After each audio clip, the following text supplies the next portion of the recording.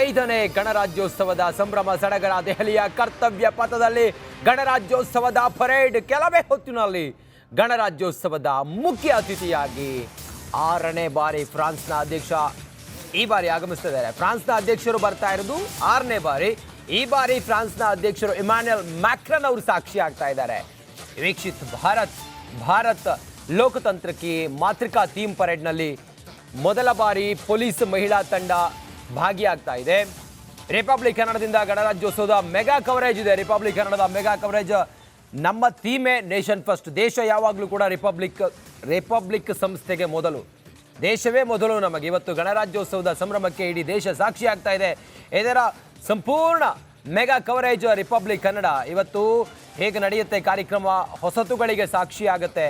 ಅದೆಲ್ಲದರ ಸಂಪೂರ್ಣವಾದಂತಹ ಚಿತ್ರಣವನ್ನು ನಾವು ನಿಮ್ಮ ಮುಂದೆ ತೆರೆದಿಡ್ತೀವಿ. ಸ್ವಾತಂತ್ರ್ಯದ ನಂತರ ಸಂವಿಧಾನ ಜಾರಿಗೆ ಬಂದಂಥ ದಿನ, ಅದು ಪ್ರಜಾತಂತ್ರದ ದಿನ. ವಿಶ್ವದ ಅತಿ ದೊಡ್ಡ ಪ್ರಜಾಪ್ರಭುತ್ವ ರಾಷ್ಟ್ರವಾಗಿರುವಂಥ ಭಾರತದ ಪ್ರಜಾತಂತ್ರ ದಿನಕ್ಕೆ ಇಡೀ ದೇಶದ ಜನ 140 ಕೋಟಿ ಜನ ಇವತ್ತು ಸಾಕ್ಷಿ ಆಗ್ತಾ ಇದ್ದೀವಿ. 75ನೇ ಅಮೃತ ಮಹೋತ್ಸವದಲ್ಲಿ ಭಾರತ ಇವತ್ತು ಇದೆ. ಅಮೃತ ಮಹೋತ್ಸವದ ಗಳಿಗೆಯಲ್ಲಿ ಹಲವಾರು ಹೊಸತುಗಳಿಗೆ ನಾವು ಸಾಕ್ಷಿ ಆಗ್ತಾ ಇದ್ದೀವಿ. ಭಾರತ ಬ್ರಿಟಿಷರ ವಸಾಹತುಶಾಹಿ ಸರ್ಕಾರದ ಕಾಯ್ದೆಗಳನ್ನು ಬದಲಿಸಿ ನಮ್ಮದೇ ಲಿಖಿತ ಸಂವಿಧಾನವನ್ನು ಜಾರಿಗೆ ತಂದಂಥ ದಿನ ಇವತ್ತು. ಗಣತಂತ್ರದ ದಿನ, ಗಣರಾಜ್ಯೋತ್ಸವದ ದಿನ ಅಂಥೇಳಿ ಭಾರತ ಇವತ್ತು ಬಹಳ ಸಂಭ್ರಮದಿಂದ, ಬಹಳ ಸಡಗರದಿಂದ ಭಾರತದ ಭದ್ರತೆಯ ಜೊತೆಗೆ, ಭಾರತದ ವೈಶಿಷ್ಟ್ಯದ ಜೊತೆಗೆ, ಭಾರತದ ಸಾಂಸ್ಕೃತಿಕ ನೆಲೆಗಟ್ಟಿನ ಜೊತೆಗೆ ಒಂದು ವಿಶೇಷವಾದಂತಹ ಒಂದು ಪ್ರದರ್ಶನ, ಒಂದು ಸಾಂಸ್ಕೃತಿಕ ವೇದಿಕೆ, ಒಂದು ಪಥಸಂಚಲನ, ಭಾರತದ ಶಕ್ತಿಯ ಅನಾವರಣ ಕರ್ತವ್ಯ ಪಥದಲ್ಲಿ ನಡೆಯುತ್ತೆ. ಧ್ವಜಾರೋಹಣವನ್ನು ನೆರವೇರಿಸ್ತಾರೆ. ರಾಜ್ಯದಲ್ಲೂ ಕೂಡ ರಾಜ್ಯಪಾಲರು, ಮುಖ್ಯಮಂತ್ರಿಗಳ ಆದಿಯಾಗಿ ವಿಶೇಷ ಆಹ್ವಾನಿತರು ಕೂಡ ಇವತ್ತು ಪರೇಡ್ನಲ್ಲೂ ಕೂಡ ಭಾಗಿಯಾಗ್ತಾರೆ. ಅದು ಪರೇಡ್ ಶಾ ಮೈದಾನದಲ್ಲಿ, ಮಾಣಿಕ್ ಶಾ ಮೈದಾನದಲ್ಲಿ ಪರೇಡ್ ಕೂಡ ನಡೆಯುತ್ತೆ. ಇನ್ನು ಭಾರತದ ಮೊದಲ ಗಣರಾಜ್ಯೋತ್ಸವದ ಅತಿಥಿಯಾಗಿ ಇಂಡೋನೇಷ್ಯಾದ ಅಧ್ಯಕ್ಷರು ಸುಕರ್ನೋ ಅವರು ಭಾಗವಹಿಸಿದ್ರು. 1955ರಲ್ಲಿ ಅಂದಿನ ರಾಜಪಥ ಇವತ್ತಿನ ಕರ್ತವ್ಯ ಪಥವಾಗಿ ಬದಲಾಗಿದೆ. ಗವರ್ನರ್ ಕರ್ನಲ್ ಮಲ್ಲಿಕ್ ಗೋಮ್, ಪಾಕಿಸ್ತಾನದ ಗವರ್ನರ್ ಕೂಡ ನಮ್ಮ ಗಣರಾಜ್ಯೋತ್ಸವದ ಸಂಭ್ರಮಕ್ಕೆ ಈ ಹಿಂದೆ ಬಂದಿದ್ರು ಅನ್ನೋದು ಈಗಿರುವ ಇತಿಹಾಸ. ಬೀಟಿಂಗ್ ರಿಟ್ರೀಟ್ ಸಮಾರಂಭ ಭಾಳ ವಿಶೇಷವಾಗುತ್ತೆ ಈ ಒಂದು ಗಣರಾಜ್ಯೋತ್ಸವದ ಸಂಭ್ರಮ. ಮತ್ತು ಈ ರೀತಿಯ ವಿಶೇಷಗಳಲ್ಲಿ ಭಾಳ ಸಂಭ್ರಮ ಸಡಗರದಿಂದ ನಾವು ಇದನ್ನು ಮಾಡ್ತೀವಿ. ಇನ್ನು ಸಂವಿಧಾನ ಅಂತೇಳಿ ನಾವು ನೋಡಿದಾಗ, ಭಾರತದ ಎಲ್ಲ ನಾಗರಿಕರು ಅನುಸರಿಸಲೇಬೇಕಾದ ಮೂಲಭೂತ ಮತ್ತು ನಿಯಮ, ಒಂದು ಹಕ್ಕು, ಭಾರತದ ಪ್ರತಿ ಪ್ರಜೆಗಳು ಪಾಲಿಸಲೇಬೇಕಾದಂಥ ಒಂದು ಲಿಖಿತ ರೂಪದ ಸಂವಿಧಾನ, ಅದು ಜಾರಿಗೆ ಬಂದಂಥ ಸಂಭ್ರಮ. 75ನೇ ವರ್ಷದ ಗಣರಾಜ್ಯೋತ್ಸವ ನಾವು ಇವತ್ತು ಆಚರಿಸ್ತಾ ಇದ್ದೀವಿ. ಈ ಸಂಭ್ರಮಕ್ಕೆ ಬಹಳ ವಿಶೇಷವಾಗಿ ಆಹ್ವಾನಿತರು ಫ್ರಾನ್ಸ್ನ ಅಧ್ಯಕ್ಷರು ಇಮ್ಯಾನ್ಯುಯಲ್ ಮ್ಯಾಕ್ರನ್. ಈ ಬಾರಿಯ ಅಧ್ಯಕ್ಷರು ವಿಶೇಷವಾಗಿ ಪ್ರತಿ ವರ್ಷವೂ ಕೂಡ ಗಣರಾಜ್ಯೋತ್ಸವದ ಸಂಭ್ರಮಕ್ಕೆ ವಿದೇಶದ ಅತಿಥಿಯೊಬ್ಬರು ಭಾಗಿಯಾಗ್ತಾರೆ. ಈ ಬಾರಿ ಫ್ರಾನ್ಸ್ನ ಅಧ್ಯಕ್ಷರು ಭಾಗಿಯಾಗ್ತಾ ಇರೋದು ನಮಗೊಂದು ರೀತಿಯ ಹೆಮ್ಮೆ. ಭಾರತ ಈಗ ಮೊದಲಿನ ರೀತಿಯಲ್ಲಿಲ್ಲ, ಭಾರತ ಬದಲಾಗಿದೆ. ಭಾರತ ಈಗ ಹೊಳಿತಾ ಇದೆ, ವಿಶ್ವದಲ್ಲಿ ಭಾರತ ಮಿನುಗುತ್ತಿದೆ. 75ನೇ ಸಂಭ್ರಮಕ್ಕೆ ಸಾಕ್ಷಿ ಆಗ್ತಾ ಇದ್ದೀವಿ. ಕರ್ತವ್ಯ ಪಥ ಮೈದಾನದಲ್ಲಿ, ಕರ್ತವ್ಯ ಪಥದಲ್ಲಿ ಇವತ್ತು ಪರೇಡ್ಗೆ ಸಕಲ ರೀತಿಯಲ್ಲಿ ಸಿದ್ಧತೆಯನ್ನು ಮಾಡಿಕೊಳ್ಳಲಾಗಿದೆ. ಬೆಳಿಗ್ಗೆ 10:30ರಿಂದ 90 ನಿಮಿಷಗಳ ಕಾಲ ಪರೇಡ್ ನಡೆಯುತ್ತೆ. ಸಶಸ್ತ್ರ ಪಡೆಗಳಿಂದ ಶಸ್ತ್ರಾಸ್ತ್ರಗಳ ಪ್ರದರ್ಶನ ನಡೆಯುತ್ತೆ. ಕ್ಷಿಪಣಿ, ಡ್ರೋನ್ ಸೇರಿದಂತೆ ಅತ್ಯಾಧುನಿಕ ಶಸ್ತ್ರಾಸ್ತ್ರಗಳ ಪರಿಚಯವೂ ಕೂಡ ಆಗುತ್ತೆ. ರಫೇಲ್, ಸುಕೋಯ್ ಹಾಗೂ ಜಾಗ್ವಾರ್ ಶಕ್ತಿ ಪ್ರದರ್ಶನ ಮಾಡುತ್ತೆ. ಈ ಬಾರಿ ಹೊಸತರ ಒಂದಿಷ್ಟು ವಿಶೇಷ ಅಂತ ಹೇಳಿದರೆ ಮಹಿಳಾ ನಾರಿ ಪ್ರದರ್ಶನವೂ ಕೂಡ ಇವತ್ತು ನಡೆಯುತ್ತೆ. ಹಾಗಾದರೆ ಕರ್ತವ್ಯ ಪಥದಲ್ಲಿ ಹೇಗಿದೆ ತಯಾರಿ, ಎಷ್ಟು ಗಂಟೆಗೆ ಆರಂಭ ಆಗುತ್ತೆ, ಯಾರ್ಯಾರು ಬರ್ತಾರೆ, ಮುಖ್ಯ ಅತಿಥಿಗಳು ಯಾರು, ಇದೆಲ್ಲದರ ಮತ್ತಷ್ಟು ಮಾಹಿತಿಯೊಂದಿಗೆ ನಮ್ಮ ದೆಹಲಿಯ ಪ್ರತಿನಿಧಿ ಈಗ ನಟೇಶ್ ಲೈವ್ ಕನೆಕ್ಟ್ ಆಗಿದ್ದಾರೆ. ನಟೇಶ್, ಕರ್ತವ್ಯ ಪಥದಲ್ಲಿ ಎಷ್ಟು ಗಂಟೆಗೆ ಗಣರಾಜ್ಯೋತ್ಸವದ ಸಂಭ್ರಮಕ್ಕೆ ನಾವೆಲ್ಲರೂ ಸಾಕ್ಷಿ ಆಗ್ತೀವಿ, ಏನೇನು ವಿಶೇಷತೆ ಇದೆ, ಹೆಚ್ಚಿನ ವಿವರ ಏನಿದೆ ದೆಹಲಿಯಿಂದ ನಟೇಶ್? ರಜಿತ್, ಖಂಡಿತ 75ನೇ ಗಣರಾಜ್ಯೋತ್ಸವಕ್ಕೆ ಇಡೀ ದೆಹಲಿ ಸಂಪೂರ್ಣವಾಗಿ ಸಜ್ಜಾಗಿದೆ ಅಂತಾನೆ ಹೇಳ್ಬೋದು. ಕೆಲವೇ ಕ್ಷಣಗಳಲ್ಲಿ ಇನ್ನೇನು ಧ್ವಜಾರೋಹಣ ಶುರುವಾಗುತ್ತೆ. ಹಾಗಾಗಿ ಸಕಲ ಸಿದ್ಧತೆಗಳೊಂದಿಗೆ ಸಂಪೂರ್ಣವಾಗಿ ತಯಾರಿಯನ್ನ ನಡೆಸ್ಕೊಂಡಿರ್ತಕ್ಕಂಥದ್ದು. ಹಾಗೇನೆ ಪ್ರಮುಖವಾಗಿ ಹಲವಾರು ಈ ಬಾರಿಯ 75ನೇ ಗಣರಾಜ್ಯೋತ್ಸವ ಹಲವಾರು ಪ್ರಥಮಗಳಿಗೆ ಸಾಕ್ಷಿ ಆಗುತ್ತೆ, ಹಲವು ಮೊದಲುಗಳಿಗೆ ಸಾಕ್ಷಿ ಆಗುತ್ತೆ, ಹಾಗೇನೆ ಐತಿಹಾಸಿಕ ದಿನಕ್ಕೂ ಸಾಕ್ಷಿ ಆಗುತ್ತೆ ಅನ್ನೋದ್ರಲ್ಲಿ ಯಾವುದೇ ಅನುಮಾನ ಇಲ್ಲ. ಯಾಕಂದ್ರೆ ಪ್ರಮುಖವಾಗಿ ನಾವು ನೋಡ್ತಕ್ಕಂಥದ್ದು ಈ ಬಾರಿಯ ಗಣರಾಜ್ಯೋತ್ಸವದ ಒಂದು ಮುಖ್ಯವಾಗಿ ನಾವು ಹೇಳ್ಬೇಕು ಅಂತಂದ್ರೆ ಮಹಿಳೆಯರಿಗೆ ಪ್ರಾಧಾನ್ಯತೆಯನ್ನ ಕೊಟ್ಟಿರ್ತಕ್ಕಂಥದ್ದು. ಮೂರು ತಂಡಗಳನ್ನ ಏನು ನಡೆಸ್ತಾ ಇದ್ದಾರೆ ಕ್ಯಾಪ್ಟನ್ಸಿಗಳು, ಮೂರು ತಂಡಗಳನ್ನ ನಡೆಸ್ತಾ ಇರ್ತಕ್ಕಂಥ ಕ್ಯಾಪ್ಟನ್ಸಿಗಳು ಕೂಡ ಮಹಿಳೆಯರಾಗಿರ್ತಾರೆ. ಹಾಗೇನೆ ಮೂರು ತಂಡಗಳಿಗೂ ಒಬ್ರು ಇಂಪಾರ್ಟೆಂಟ್ ಆಗಿ ಕ್ಯಾಪ್ಟನ್ಸಿ. ಹಾಗೇನೆ 9 ಗಂಟೆಗೆ ಸರಿಯಾಗಿ ಕಾರ್ಯಕ್ರಮದ ಶೆಡ್ಯೂಲ್ ಅನ್ನು ಹೇಳೋದಾದ್ರೆ 9 ಗಂಟೆಗೆ ಸರಿಯಾಗಿ ರಾಷ್ಟ್ರಪತಿಯವರು ಧ್ವಜಾರೋಹಣವನ್ನ ನಡೆಸ್ತಾರೆ. ಅದಾದ ನಂತರದಲ್ಲಿ ಏನು ಕರ್ತವ್ಯ ಪಥ್ ಅಂದ್ರೆ ಅಂದಿನ ರಾಜಪಥ್ ಇಂದಿನ ಕರ್ತವ್ಯ ಪಥ್ ಆಗಿರ್ತಕ್ಕಂಥದ್ದು.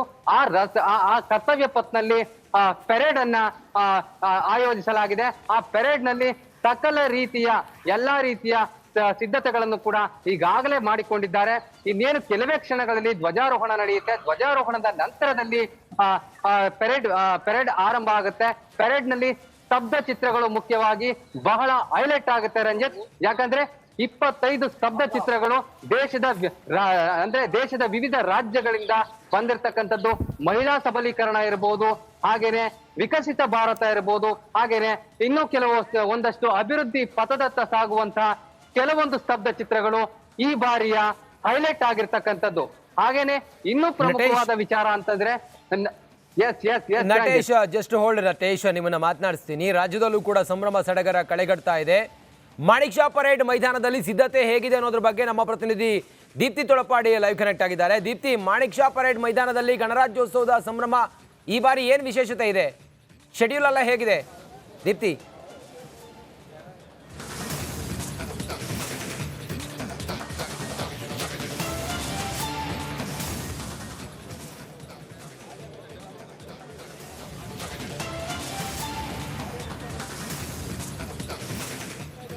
ಸಂಭ್ರಮ ಸಡಗರಕ್ಕೆ ನಾವು ಸಾಕ್ಷಿ ಆಗ್ತಿದ್ದೀವಿ. ಗಣರಾಜ್ಯೋತ್ಸವದ ಸಂಭ್ರಮ. ಮುಖ್ಯ ಅತಿಥಿಗಳಾಗಿ ಫ್ರಾನ್ಸ್ನ ಅಧ್ಯಕ್ಷರು ಈ ಬಾರಿ ನಮ್ಮ ಜೊತೆಯಲ್ಲಿರ್ತಾರೆ. ಪರೇಡ್ಗೆ ಸಾಕ್ಷಿ ಆಗ್ತಾರೆ ಎಮ್ಯಾನ್ಯುಯಲ್ ಮ್ಯಾಕ್ರಮ್. ವೀಕ್ಷಿತ್ ಭಾರತ ಲೋಕತಂತ್ರಕ್ಕೆ ಮಾತೃಕಾ ಥೀಮ್. ಪರೇಡ್ನಲ್ಲಿ ಮೊದಲ ಬಾರಿ ಪೊಲೀಸ್ ಮಹಿಳಾ ತಂಡ ಭಾಗಿಯಾಗುತ್ತೆ. ರಿಪಬ್ಲಿಕ್ ಕನ್ನಡದಲ್ಲಿ ಮೆಗಾ ಕವರೇಜ್ ಇದೆ. ದೆಹಲಿಯ ಕರ್ತವ್ಯ ಪಥದಲ್ಲಿ ಗಣರಾಜ್ಯೋತ್ಸವದ ಪರೇಡ್ ಬೆಳಿಗ್ಗೆ 10:30ರಿಂದ 90 ನಿಮಿಷಗಳ ಕಾಲ ನಡೆಯುತ್ತೆ. ಕ್ಷಿಪಣಿ, ಡ್ರೋನ್ ಸೇರಿದಂತೆ ಅತ್ಯಾಧುನಿಕ ಶಸ್ತ್ರಾಸ್ತ್ರಗಳ ಪರಿಚಯ ಆಗುತ್ತೆ. ಕರ್ತವ್ಯ ಪಥದಲ್ಲಿ ಪರೇಡ್ನಲ್ಲಿ 25 ಸ್ತಬ್ಧ ಚಿತ್ರಗಳ ಪ್ರದರ್ಶನವೂ ಕೂಡ ಇದೆ. ದೇಶದ ಸಾಂಸ್ಕೃತಿಕ ವೈವಿಧ್ಯವನ್ನು ಬಿಂಬಿಸುವಂಥ ಸ್ತಬ್ಧ ಚಿತ್ರಗಳು. ಭದ್ರತೆಗಾಗಿ ಸುಮಾರು 14,000 ಸಿಬ್ಬಂದಿಯನ್ನು ನಿಯೋಜನೆ ಮಾಡಲಾಗಿದೆ. ದೆಹಲಿಯ ಗಲ್ಲಿಗಳಲ್ಲೂ ಕೂಡ CCTV ಕಣ್ಗಾವಲು ನಮ್ಮನ್ನ ಕಾಯ್ತಾ ಇರುತ್ತೆ. ಮಹಿಳಾ ಕೇಂದ್ರಿತವಾಗಿ ಈ ಬಾರಿಯ ಲೋಕತಂತ್ರಕ್ಕೆ ಮಾತೃಕಾ ಥೀಮ್ ನಡಿಯಲ್ಲಿ ಗಣರಾಜ್ಯೋತ್ಸವದ ಸಂಭ್ರಮ ಇರುತ್ತೆ.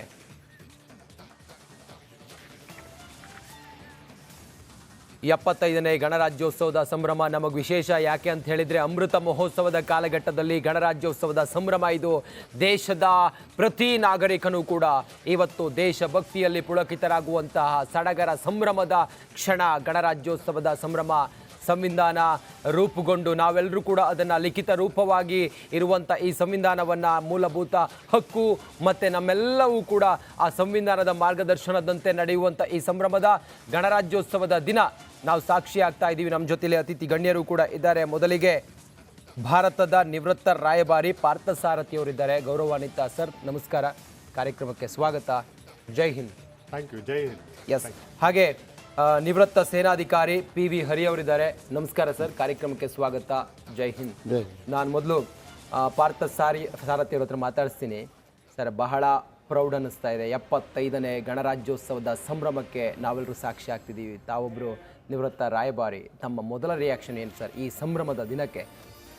ಒಂದು ರೀತಿ ಮನಸ್ಸು ಒಂಥರ ಪುಳಕಿತವಾಗುತ್ತೆ ಅಂತ ಹೇಳ್ತಾರಲ್ಲ, ಆ ರೀತಿ. ಯಾಕೆಂದರೆ ಭಾರತ ದೇಶದಲ್ಲಿ ಇವತ್ತು 75ನೇ ಗಣರಾಜ್ಯ ದಿವಸವನ್ನು ನೋಡ್ತಾ ಇರೋದು ಬರೀ ಭಾರತಕ್ಕೆ, ಭಾರತದ ಜನತೆಗೆ ಮಾತ್ರ ಹೆಮ್ಮೆ ಅಲ್ಲ. ಒಂದು ರೀತಿ ನೋಡಿದ್ರೆ ಇವಾಗ ಇಡೀ ಪ್ರಪಂಚದಲ್ಲಿ ಭಾರತ ಏನು, ಭಾರತ ಹೇಗೆ ಮುಂದುವರಿತಾ ಇದೆ, ಭಾರತ ಇನ್ನು ಮುಂದುವರೆದು ಕೆಲವೇ ದಶಕಗಳಲ್ಲಿ ಪ್ರಪಂಚದಲ್ಲೇ ಒಂದು ಪ್ರಬಲ ಶಕ್ತಿಯುತ ದೇಶ ಅಂತ ಹೇಳಲ್ಲ, ಯಾಕೆಂದರೆ ಅದು ನೆಗೆಟಿವ್ ಕಾನೋಟೇಷನ್ ಬರುತ್ತೆ. ಅಂದರೆ probably most important country in the world ಆಗೋದಕ್ಕೆ ಈಗ ಯಾರಿಗೂ ಅದ್ರ ಬಗ್ಗೆ ಡೌಟ್ ಬರ್ತಾ ಇಲ್ಲ. ಅಂದರೆ ನಮ್ಮಲ್ಲಿ ನಾವು ಹೇಗೆ ಭಾರತ ಒಂಥರ ಸ್ವಾಭಿಮಾನದಿಂದ ಒಂಥರ ಸ್ವಶಕ್ತಿಯಿಂದ ಹೇಗೆ ಮುಂದುವರಿತಾ ಇದೆ ಅನ್ನೋದನ್ನ ನೋಡಿದ್ರೆ ಒಂದು ರೀತಿ ಎಲ್ರಿಗೂ ಸಂತೋಷ ಆಗುವಂತ ರೋಮಾಂಚನ ಆಗುತ್ತೆ, ದೇಶದ ರೋಮಾಂಚನ ಪ್ರಜೆಗಳಾದ ಆಗುವಂತಹ ನಮ್ಗೆ. ಸಮಯ ಇದು. ಇದ್ರ ಬಗ್ಗೆ ಈಗ ಯಾರಿಗೂ ಸಂಶಯ ಇಲ್ಲ. ಹೌದು ಹೇಗೆ ಡೌಟ್ ಇಲ್ಲ. ಮುಂದುವರಿಯುತ್ತಾ ಹೇಗಿರುತ್ತೆ ಹೇಗಾಗತ್ತೆ ಅಂತ ಮೊದಲು ಕೆಲವರು ಕೇಳ್ತಾ ಇದ್ರು. ಈಗ ಎಲ್ರಿಗೂ ಒಂದು ಗೊತ್ತಾಗಿದೆ ಅಂದ್ರೆ, ಒಂದು ಭಾರತ ಖಂಡಿತ ಮುಂದುವರಿಯುತ್ತೆ, ಎರಡನೇದು ಭಾರತ ಎಲ್ರಿಗೂ ಬೇಕಾಗತ್ತೆ. ಬಟ್ ಭಾರತ ಮುಂದೆ ಪ್ರತಿಯೊಂದು ಪ್ರಪಂಚದಲ್ಲಿ ಏನೇ ನಡೆದ್ರು ಭಾರತ ಒಂದು ಅತಿ ಮುಖ್ಯ ಪಾತ್ರ ವಹಿಸುತ್ತೆ ಅನ್ನೋದನ್ನು ಎಲ್ರಿಗೂ ಗೊತ್ತಾಗಿದೆ. ಬಹಳ ಸಂತೋಷ ಸರ್. ಹಾಗೆ ಪಿ ವಿ ಹರಿ ಸರ್, ತಾವು ನಿವೃತ್ತ ಯೋಧರು, ತಮಗೆ ಗೊತ್ತಿದೆ ದೇಶದ ಶಕ್ತಿ ಏನಂಥೇಳಿ, ನಮ್ಮ ಸೈನಿಕರ ಶಕ್ತಿ ಏನು ಅಂಥೇಳಿ, ನಮ್ಮ ಆರ್ಮಿ, ನಮ್ಮ ಭದ್ರತೆ ಏನು ಅಂಥೇಳಿ. 75ನೇ ಅಮೃತ ಮಹೋತ್ಸವದ ಕಾಲಘಟ್ಟದಲ್ಲಿದ್ದೀವಿ. ತಾವು ಮೊದಲಾಗಿ ಏನು ಹೇಳ್ತೀರಿ ಸರ್? ಮೊಟ್ಟ ಮೊದಲನೇದಾಗಿ ರಿಪಬ್ಲಿಕ್ ಡೇ ಶುಭಾಶಯಗಳು ರಿಪಬ್ಲಿಕ್ ಟಿವಿಗೆ. ಖಂಡಿತ, ಥ್ಯಾಂಕ್ ಯು ನಿಮಗೂ ಕೂಡ. ಆ್ಯಂಡ್ ಇವತ್ತು ನಿಜವಾಗಿಯೂ ಶ್ರೀಮಾನ್ ಪಾರ್ಥಸಾರಥಿ ಸರ್ ಹೇಳಿದ ಹಾಗೆ ಮನಸ್ಸು ಭಯಂಕರವಾಗಿ ಪುಳಕಿತವಾಗುತ್ತೆ. ಯಾಕೆಂತ ಹೇಳಿದರೆ ನಾವು ಸ್ವಾತಂತ್ರ್ಯ 75 ವರ್ಷದ ನಂತರ ನಾವು ಸಾಧನೆ ಮಾಡಿದ್ದನ್ನು ಊಹಿಸ್ಲಿಕ್ಕೂ ಸಾಧ್ಯ ಇಲ್ಲ. ನಿಜ ನಿಜ ನಿಜ ಸರ್. ಅದು ಒಂದು ಅವಾಗ ತಾನೇ ಬಡ ದೇಶ ಅಂತ ಇಡೀ ಪ್ರಪಂಚ ಎಲ್ಲ ನಮ್ಮನ್ನ ಮಾಡ್ತಾ ಇತ್ತು. ಈಗ ಈ ಬಡ ರಾಷ್ಟ್ರ ಅಲ್ಲ ಇದು, ದುರ್ಬಲ ರಾಷ್ಟ್ರ ಅಲ್ಲ ಇದು. ಯಾರನ್ನ ಬೇಕಾದ್ರೂ ನಾವು ಸರಿಸಾಟಿಯಾಗಿ ಜೊತೆಯಲ್ಲಿ ನಿಲ್ಲಬಹುದು. ಕಲೆಯಲ್ಲಿ, ಎಲ್ಲದರಲ್ಲೂ, ಭದ್ರತೆಯಲ್ಲಿ, ಹಣಕಾಸು ವಿಷಯದಲ್ಲಿ ನಾವು ಶ್ರೀಮಂತರು. ಎಸ್ಪೆಷಲಿ ನಾನು ಮಿಲಿಟರಿಯಲ್ಲಿ, ಆರ್ಮಿಯಲ್ಲಿ ಇರೋದ್ರಿಂದ ನಾನು 38 ವರ್ಷ ಸರ್ವಿಸ್ ಮಾಡಿ ನೋಡಿದ್ದೇನೆ ಯಾವ ಲೆವೆಲಿಂದ ಯಾವ ಲೆವೆಲಿಗೆ ಬಂದಿದೆ ಅಂತ. ನಾನು ನಿವೃತ್ತಿ ಆದಮೇಲೆ ನೋಡ್ತಾ ಇದ್ದೀನಿ, ಇದು ಔಟ್ ಆಫ್ ದಿ ಬ್ಲೂ. ಇದು ನಾವು ಊಹಿಸ್ಲಿಕ್ಕೆ ಸಾಧ್ಯವಿಲ್ಲ. ಚೈನಾ ಆಗಲಿ ಪಾಕಿಸ್ತಾನವಾಗಲಿ 20 ಸರಿ ಯೋಚನೆ ಮಾಡಬೇಕು ನಮ್ಮ ಬಗ್ಗೆ ಏನಾದರೂ ಪ್ಲಾನ್ ಮಾಡಬೇಕಾದ್ರೆ. ನಾವು ಅದಕ್ಕೆ ತಕ್ಕ ಉತ್ತರ ಕೊಡುವಂತಹ ಶಕ್ತಿ ಇದೆ. ಬೇಸಿಕಲಿ ಎಲ್ಲ ರಾಷ್ಟ್ರಗಳಿಗೂ ಅವರವರ ರಕ್ಷಣೆ ಮಾಡೋದು ಅವರವರ ಜವಾಬ್ದಾರಿ. ಹೌದು. ನಾವು ಯಾರ ಮೇಲೂ ಸಹ ಅಟ್ಯಾಕ್ ಮಾಡಲಿಕ್ಕೆ ಇಲ್ಲ, ಆಕ್ರಮಣ ಮಾಡಲಿಕ್ಕೆ ಇಲ್ಲ, ಅವರ ಏನೋ ಮಾಡಲಿಕ್ಕೆ ನಾವು ಇಂಟರ್ಫಿಯರ್ ಮಾಡಲಿಕ್ಕೆ ನಾವು ಹೋಗಿಲ್ಲ ಇಲ್ಲಿವರೆಗೂ. ಅದು ಇವಾಗೆಲ್ಲ ಇತಿಹಾಸದಲ್ಲಿ ಹೇಳ್ತದೆ. ನಾವು ಇಲ್ಲಿವರೆಗೂ ಯಾರನ್ನ ನಾವು ಬಲವಂತವಾಗಿ ಏನು ಮಾಡಲಿಕ್ಕೆ ನಾವು ಹೋಗಲಿಲ್ಲ. ನಮ್ಮನ್ನು ಮಿಸ್ಯೂಸ್ ಮಾಡಿಲ್ಲ ಯಾವುದೇ ನಮ್ಮ ಶಕ್ತಿಯನ್ನು. ಈ ಅಪಾರ ಶಕ್ತಿ, ನಮ್ಮ ಸೈನ್ಯದ ಶಕ್ತಿ. ನೀವು ಹಣಕಾಸಲ್ಲಿ ಮುಂದೆ ಹೋಗ್ಬೋದು, ಬೇರೆ ವ್ಯಾಪಾರದಲ್ಲಿ ಹೋಗ್ಬೋದು, ಆದರೆ ಮಿಲಿಟರಿ ಅಕಸ್ಮಾತ್ ರಕ್ಷಣಾ ವ್ಯವಸ್ಥೆ ಸರಿ ಇಲ್ಲ ಅಂತ ಹೇಳಿದ್ರೆ ಬೇರೆ ರಾಷ್ಟ್ರಗಳಿಗೆ ಗುಲಾಮರಾಗಬೇಕಷ್ಟೇ. ಉಕ್ರೇನ್ ನೋಡಿದ್ರಿ, ಎಲ್ಲ ರಾಷ್ಟ್ರಗಳನ್ನ ನೋಡಿದ್ರಿ. ಸೊ ನಮ್ಮ ಮಿಲಿಟರಿ ಇವತ್ತು ನಾವು ಹೆಮ್ಮೆಯಿಂದ ಹೇಳ್ಕೊಳ್ಬಹುದು.